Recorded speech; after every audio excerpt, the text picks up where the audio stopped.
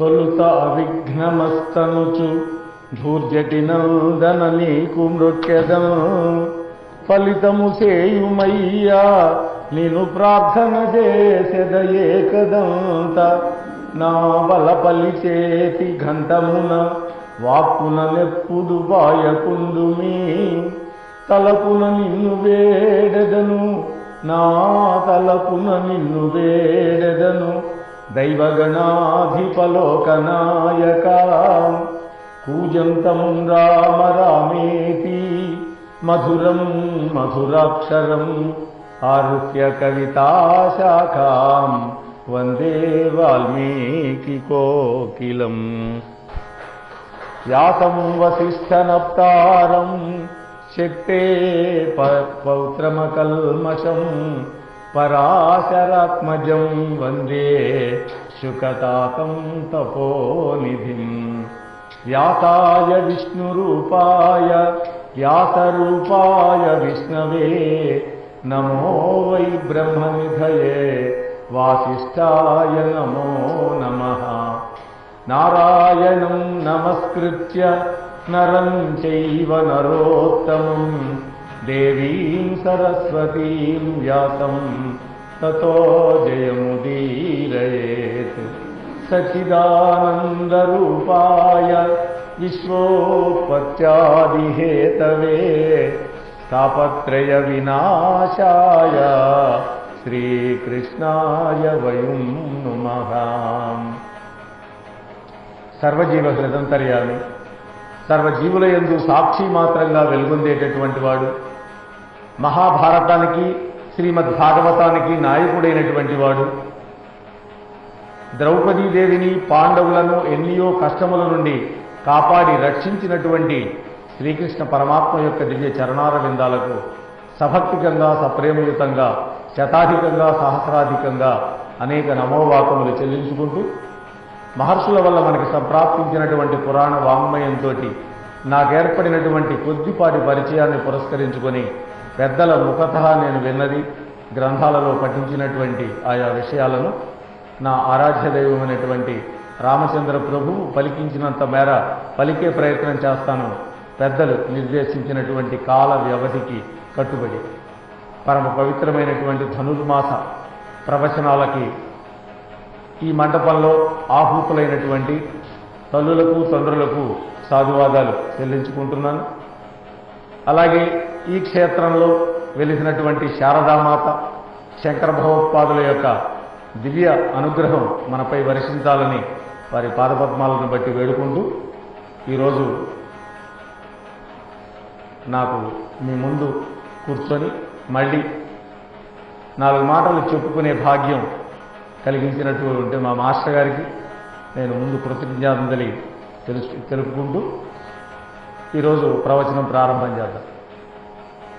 మహాభారతం పంచమ వేదం అని భాషిల్లుతున్నటువంటి గ్రంథం.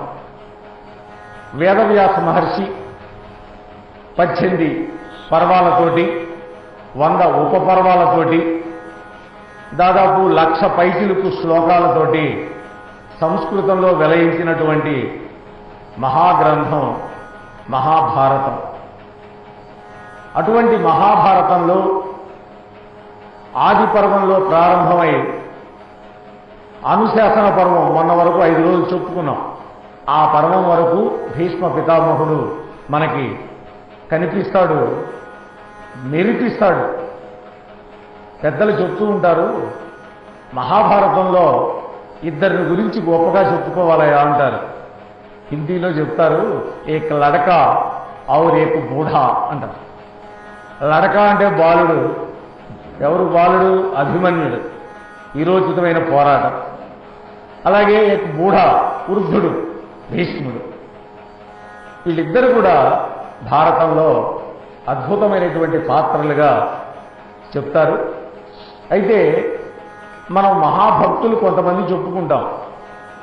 ఆ మహాభక్తుల్లో నారదుడు, వ్యాసుడు, అంబరీషుడు, ధ్రువుడు, ప్రహ్లాదుడు, వీళ్లలో స్థానాన్ని భీష్మాచార్యుడు కూడా ఇచ్చారు. అటువంటి భక్తుడు శ్రీకృష్ణుడి యొక్క తత్వం బాగా తెలిసినటువంటి వాళ్ళల్లో ప్రధానమైన వ్యక్తి భీష్ముడు. అనేక సందర్భాల్లో భీష్ముడు చెప్తాడు శ్రీకృష్ణ పరమాత్మ యొక్క దివ్య విభూతులని, వైభవాలని. అటువంటి భీష్ముడి యొక్క కథని మనం చెప్పుకునే ముందు దీనికి పూర్వరంగంగా పూర్వం ఇక్ష్వాకు వంశంలో మహాభీషుడు అనేటువంటి ఒక మహారాజు ఉన్నాడు. ఆ మహాభీషుడు గొప్ప తపస్సంపన్నుడు, రాజర్షి. ఆయన దేహం సాలించాక బ్రహ్మలోకానికి వెళ్ళిపోయినాడు. ఆ బ్రహ్మలోకానికి ఆయన వెళ్ళేసరికి సభ జరుగుతోంది సత్యలోకంలో. ఆ సభలో దిక్పాలకులు ఉన్నారు, ఇంద్రాది దేవతలు ఉన్నారు, మహర్షుల యొక్క గణం ఉన్నది. అలాగే అక్కడ బ్రహ్మదేవుడు ఉచితాసనం మీద కూర్చొని ఒక చర్చ చేస్తున్నారు. ఈ లోకాలలో ప్రజలందరూ శాంతి సౌభాగ్యాలతో ఉండాలి అంటే ఏం చేయాలి అనే దాని మీద చర్చ జరుగుతోంది. ఆ సభలో మహాభీషుడున్నాడు. ఇంతలో ఆ సభకి మానవ రూపం ధరించి తెల్లటి వస్త్రాలతో చక్కటి ఆభరణాలతో దేదీప్యమానంగా వెలిగిపోతూ ఉన్నటువంటి గంగాదేవి వచ్చింది. అంతలోకే ఒక విచిత్రం జరిగింది. ఆ గంగ వచ్చింది, గాలి కొంచెం ఎక్కువగా వీచి ఆమె పవిట చెరుగు తొలగిపోయింది. అక్కడ ఉండేటువంటి దేవతలందరూ కూడా ఆమె వైపు చూడకుండా అందరూ దృష్టి మరల్చుకున్నారు. కొంతమంది దించుకున్నారు తలలు, కొంతమంది కళ్ళు మూసుకున్నారు. కానీ ఈ మహాభీషుడు ఆమెనే తదేకంగా చూస్తూ ఉన్నాడు, కన్నార్పకుండా. ఎందువల్ల ఆమె సౌందర్యం అలా ఆకర్షించి నేను ఈయన భూలోకాల నుంచి విడిచి వెళ్ళాడు ఆ లోకానికి, కానీ భూమి యొక్క వాసన ఆయన్ని విడిచిపెట్టల. అప్పుడు బ్రహ్మదేవుడు కోపం వచ్చింది.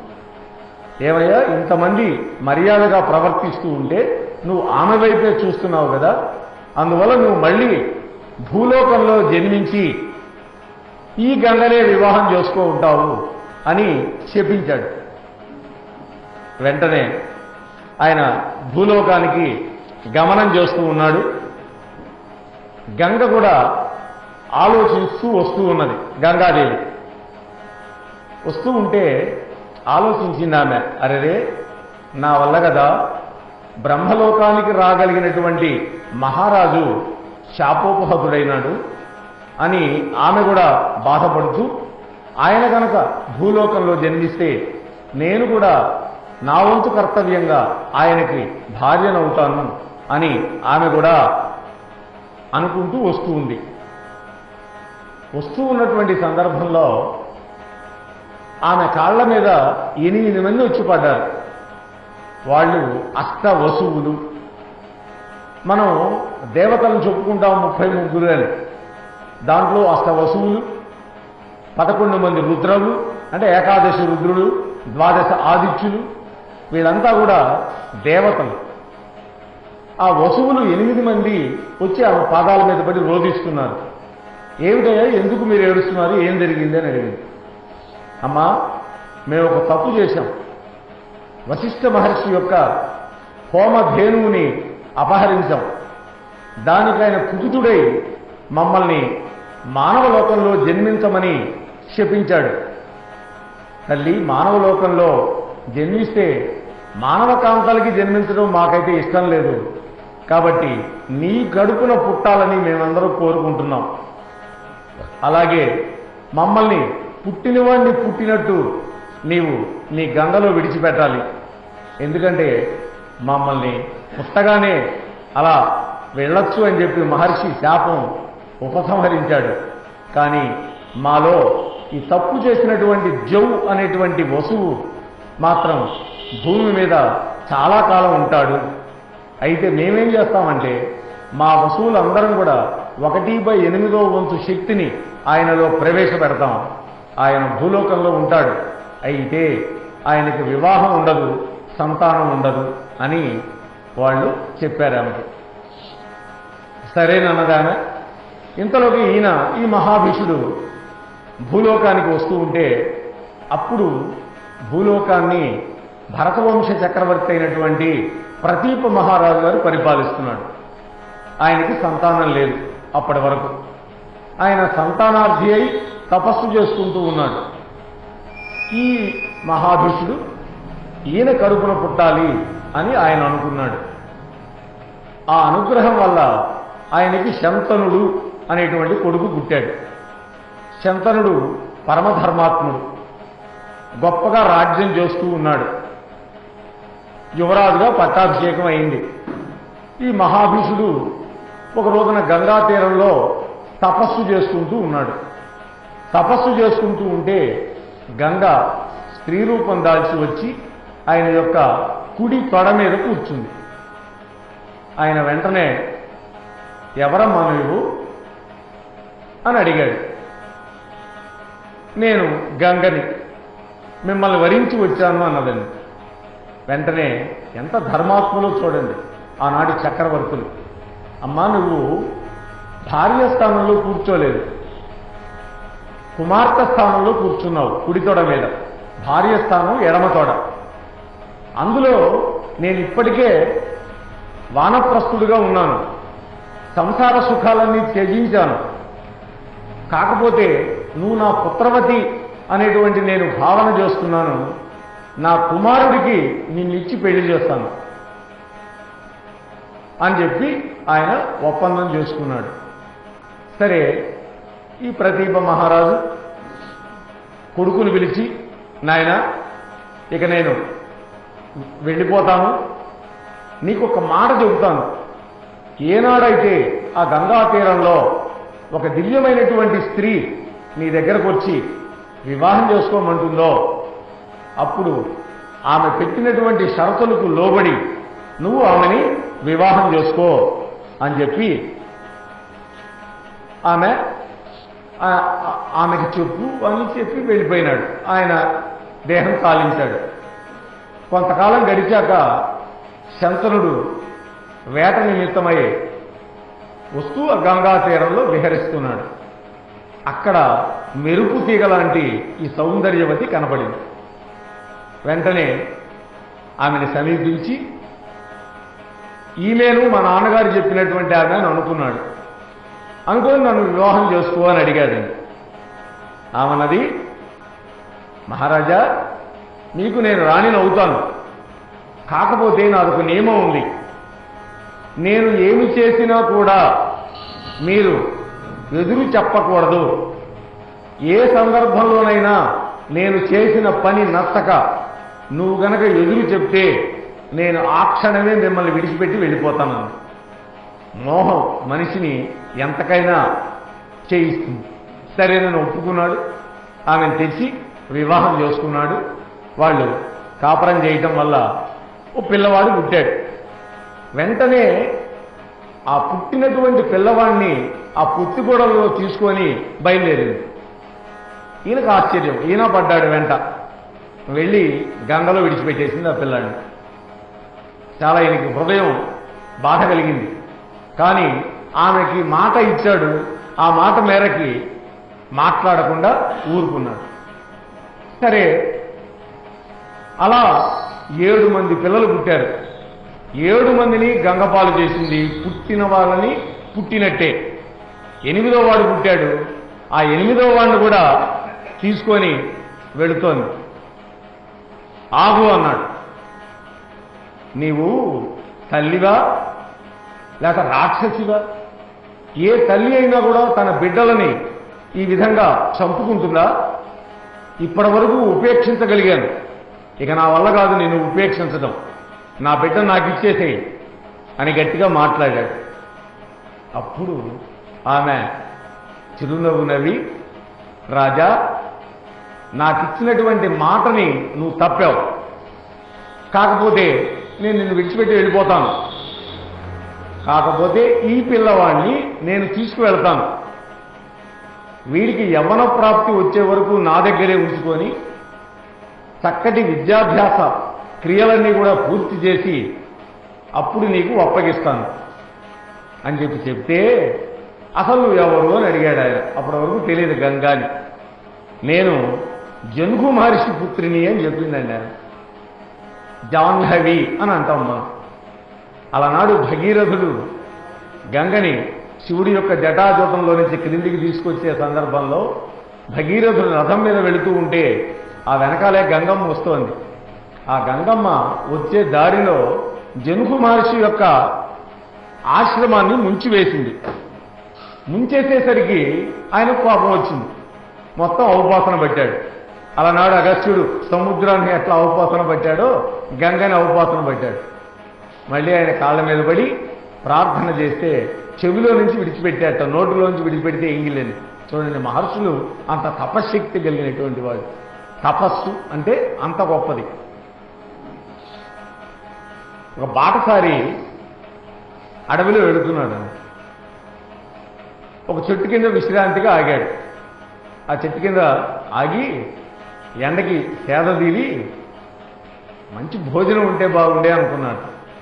వెంటనే మంచి భోజనము, పండ్లు గిండ్లు అన్నీ వచ్చేసింది. చక్కగా తిన్నాడు. తిన్నాను, పడుకోవడానికి మంచి తమకం ఉంటే బాగుండే అనుకున్నాడు. అది కూడా వచ్చింది. చక్కగా పడుకొని లేచాడు. లేచి అల్లంత దూరంలో కొంతమంది మహర్షులు తపస్సు చేసుకుంటున్నారు. వాళ్ళ దగ్గరికి వెళ్ళాడు. ఏమండి, ఇక్కడ ఏదడిగితే ఇచ్చే చెట్టును పెట్టుకొని మీరేందండి తపస్సు చేస్తున్నారు, హాయిగా ఉండొచ్చు కదా అన్నాడు. వాళ్ళు ఏమన్నారో తెలుసా? మా తపస్సు ఫలంగానే ఈ చెట్టు ఉద్భవించింది, అందువల్ల ఈ చెట్టుకి ఆ శక్తి వచ్చిందన్న. కాబట్టి తపస్సుకు అటువంటి శక్తి ఉన్నది. అటువంటి మహర్షులు ఆనాడు ఉన్నారు. సరే, దేవకార్యం చేయడం కోసం నేను ఇలా వచ్చాను, మిమ్మల్ని వివాహం చేసుకున్నాను. మీకు పుట్టినటువంటి బిడ్డలు సామాన్యులు కాదు, అష్టవశువులు. వాళ్ళెందుకు నాకు కొడుకులుగా పుట్టారు అని ఆయన అడిగాడు. అప్పుడు ఆమె చెప్పింది. ఇందాక మనం క్లుప్తంగా చెప్పుకున్నాం శాప వృత్తాంతాన్ని, కొంచెం మనం ఇప్పుడు విపులీకరించుకుందాం. ఒకనాడు ఈ అష్టవశువులు వస్తూ ఉంటే భూలోకంలో వశిష్ఠ మహర్షి ఆశ్రమం కనపడింది. అక్కడ ఒక ధేనువు తిరుగుతోంది, నందిని దాని పేరు, హోమధేనువు. ఆ నందినిని చూసి జవ్వు అనేటువంటి ఒక వసువు, అష్టవసువుల్లో ఒక ఆయన భార్యతో అన్నాడు, సుందరి, ఆ ఆవును చూశావా? ఆ ఆవు పాలు గనక ఎవరు పానం చేస్తారో వాళ్ళు నిత్య యవ్వనవతులై ఉంటారు, 10,000 సంవత్సరాలు బ్రతుకుతారు, వాళ్ళకి రోగాలు రావు అని చెప్పాడు. వెంటనే ఆమన్నది, అట్లయితే ప్రాణేశ్వర, నా స్నేహితురాలు ఒక ఉంది, ఊసీనర రాజపుత్రిక జితవతి అనేటువంటి ఆమె.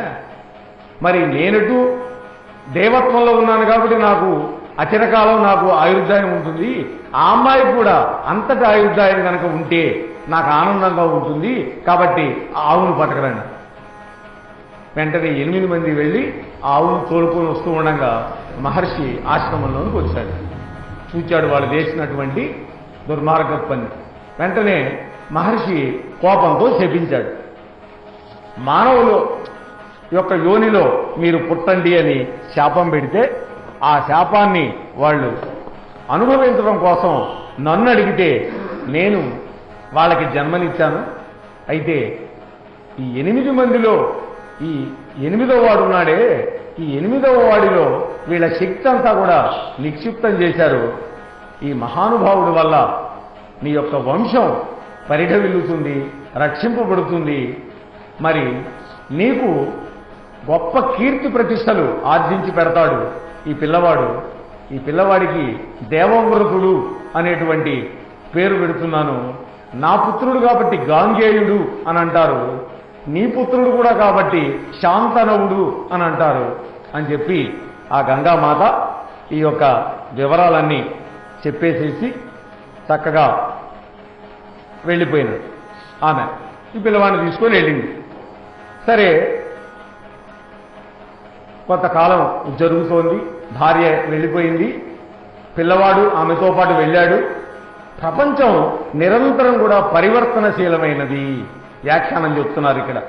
నేడు అత్యంత ప్రియమైన వస్తువే రేపటి రోజున అత్యంత అప్రియ వస్తువుగా మారిపోతుంది. చూడండి, ప్రతి వ్యక్తికి అట్లా జరుగుతుంది. కాబట్టి ఫలానా వస్తువును జీవితాంతం నా దగ్గరే ఉంచుకుంటాను, లేదా నేనే దానితో ఉండిపోతాను అని కొందరు అనుకుంటారు. ఇది అసంభవం అన్నాడు. గంగ తనతోనే ఉండాలి అనుకున్నాడు, అంత మోహపడ్డాడు ఆమె మీద. కానీ నిలబడలేదు కదా, ఎన్నడూ అలా జరగదు. ఏ గంగాదేవి కోసం మహాభిష రాజర్షి బ్రహ్మసభా నియమాలని ఉల్లంఘించి తనదానిగా చేసుకోగలిగాడో, ఏ వ్యామోహానికి వశీభూతుడై అతడే శంతనుడుగా ఆమెను తన వద్దే దీర్ఘకాలం ఉంచుకోవాలని భావించి 7 పిల్లలని ఆమె క్రాళ మృత్యు గ్రహరంలోకి విసిరి పారేస్తుంటే విడనాడి ఆమె వెళ్ళిపోయిందే, వద్దంటే వారిస్తే. ఇది అని వ్యాఖ్యానించాడు. ఇలా 24 సంవత్సరాలు గడిచిపోయిందండి. 24 ఏళ్లు గడిచింది. ఆ ప్రభువు ఇంకొక వివాహం చేసుకోలేదు. 24 ఏళ్లు గడిచాక ఆయనలో కామచింతన లేదు. ఒకానొకప్పుడు ఆయన మనస్సులో మాత్రం ఒకటి వేధిస్తూ ఉన్నది. నాకు పుట్టినటువంటి బిడ్డ ఇప్పటికి పెరిగి పెద్దవాడై ఉంటాడు, వాడు కనుక నాకు లభిస్తే అంతకంటే నా జన్మకి సార్థకత లేదు అని అనుకుంటూ ఉన్నాడు శంతనుడు. ఒకనాడు ఈయన అడవికి వేటకెళ్ళాడు. ఆనాడు వేట 2 రకాలు. ఒకటి రాజులకు వ్యసనము, రెండోది ప్రజలకు మేలు.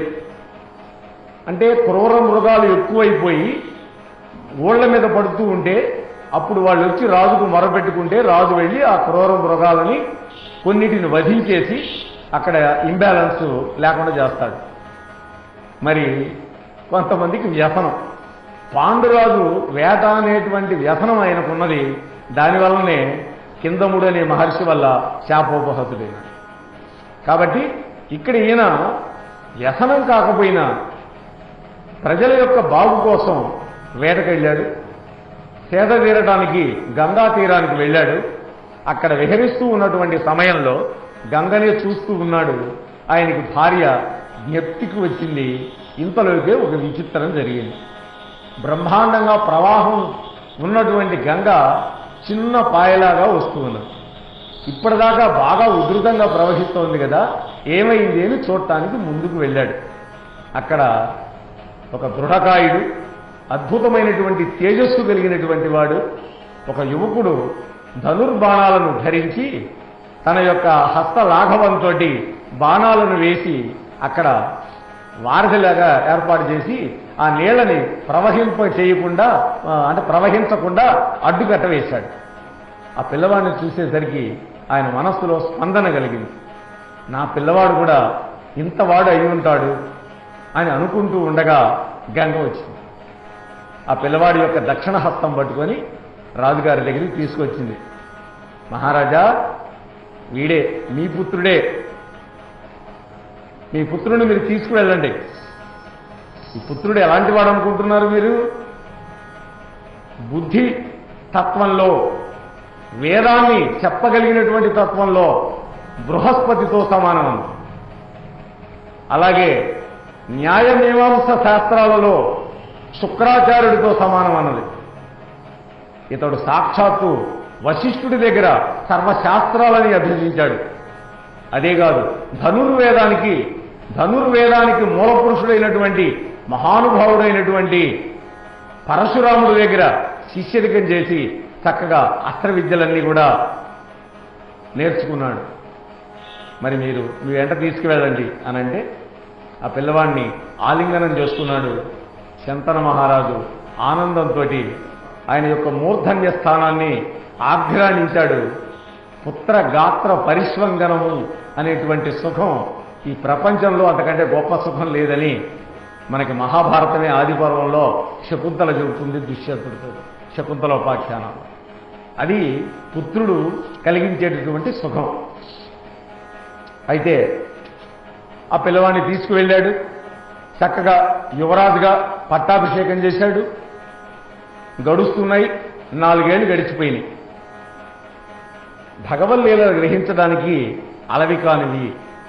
భగవంతుడు ఎప్పుడు ఎవరి హృదయాల్లో ఎటువంటి ప్రేరణ కలగజేస్తాడో, ఎప్పుడు ఎవరి ద్వారా ఎలాంటి కార్యకలాపాలు నిర్వర్తింపజేస్తాడో ఎవ్వడూ తెలుసుకోలేదు. అక్కడక్కడ వ్యాఖ్యానించారు. గోరఖపూర్ ప్రెస్ వాళ్ళ పుస్తకం ఇది. దేవవ్రతుడికి రాజ్యపట్టం కట్టాడు శంతనుడు. ఆనందంగా గడిచిపోతూ ఉంది. సంసార చక్రంలో పడకుండా గడిచిపోతుంది ఆయన జీవితం శంతన మహారాజుది. కానీ భగవద్ విలాసం వేరే విధంగా ఉంది. ఒకనాడు యమునా తీరానికి వెళ్ళాడు. ఈసారి అక్కడ పడవ నడుపుతూ ఒక స్త్రీ ఉన్నది. యమునా తీరానికి వెళ్ళగానే ఆయన ముక్కులకి అద్భుతమైన సువాసన వచ్చింది. ఆ సువాసనను పట్టుకొని నడుచుకుంటూ వెళ్ళాడు. అక్కడ ఒక అందమైన స్త్రీ కనపడింది. ఆమెను అడిగాడు, ఎవరు నువ్వు? నేను దాశరాజు గారి అమ్మాయిని, నా పేరు సత్యవతి అంటారు, యోజనగంధి అనేటువంటి పేరు కూడా నాకు ఉన్నది అని చెప్పినారు. అట్లయితే నన్ను వివాహం చేసుకుంటావా అని అడిగాడు. వివాహం చేసుకోవటం అనేది పెద్దలు నిర్దేశించాలి. మా నాన్నగారు, మీరు మా నాన్నగారిని అడిగితే ఆయన కనుక అంగీకరిస్తే నాకేం అభ్యంతరం లేదు అన్నట్టుగా అమ్మాయి చెప్పింది. వెంటనే ఈయన వెళ్ళాడు, దాశరాజు దగ్గరికి వెళ్ళాడు. మహారాజా, పిల్లని అడిగాడు. ఆయన అన్నాడు, మీరు మహారాజులు, భరతవంశ సంజాతులు, ప్రదీప మహారాజు గారి యొక్క కొడుకు, హస్తినాపురానికి చక్రవర్తి మీరు. మీ అంటి వాడు నాకు అల్లుడవుతాడంటే నాకు అంతకంటే ఏమీ ఆక్షేపణ లేదు. అయితే నాదొక కోరిక ఉన్నది. మా అమ్మాయికి జన్మించే బిడ్డకే రాజ్యాధికారం కనుక మీరు ఇస్తే నాకు వివాహానికి ఎటువంటి అభ్యంతరం లేదన్నాడు. ఈయన గుండెలో రాయబడింది. పోనీ ఆ ఉన్న పెద్ద కొడుకు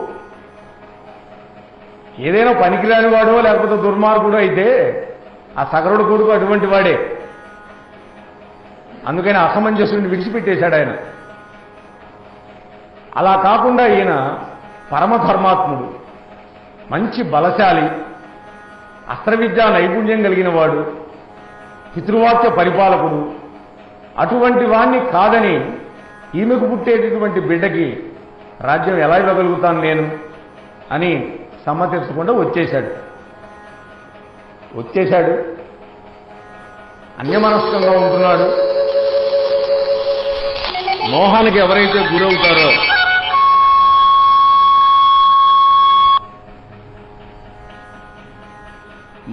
ఎవరైతే గురవుతారో వాళ్ళు ఎప్పటికీ కూడా అందులో నుంచి బయటికి వచ్చే అవకాశమే లేదు.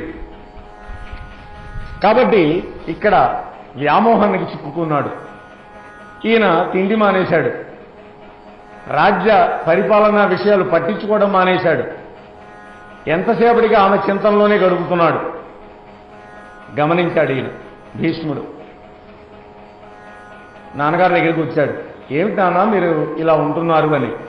ఆయన అంత గమ్మత్తుగా మాట్లాడో చూడండి. నాయనా, నా హృదయాన్ని ఒక విషయం అనుక్షణం కదిలించి వేస్తోంది. నన్ను ఉన్నవాడిని ఉన్నట్టుగా ఉండనివ్వడం లేదు. నువ్వు నాకు ఒక్కడివే కొడుకువి. ఏకపుత్రుడు, ఏకనేత్రం కలిగిన వాడు, ఇద్దరు సమానమే. నువ్వా వీరుడివి, శూరుడివి, యుద్ధాలంటూ పోతావు. నీకేదైనా జరగరాంది జరిగితే వంశం ఇక్కడితో ఆగిపోతుంది కదా. కాబట్టి నీకు ఒక తమ్ముడు ఉంటే బాగుంటుందని నాకు అనిపిస్తుంది అన్నాడండి. అంటే దాని అర్థం ఏంటండి? అంటే పెళ్లి చేసుకోవాలని. ఇంతవరకు మన ఛానల్కి ఎవరైనా సబ్స్క్రైబ్ చేసుకోకపోతే ఇప్పుడే ఈ క్షణమే సబ్స్క్రైబ్ చేసుకుని ఆ పక్క నుండి బెల్ బటన్ మ్రోగించి మమ్మల్ని ప్రోత్సహిస్తారని మనస్ఫూర్తిగా కోరుకుంటూ, సర్వే జనా సుఖినో భవంతు, లోకా సమస్త సుఖినో భవంతు.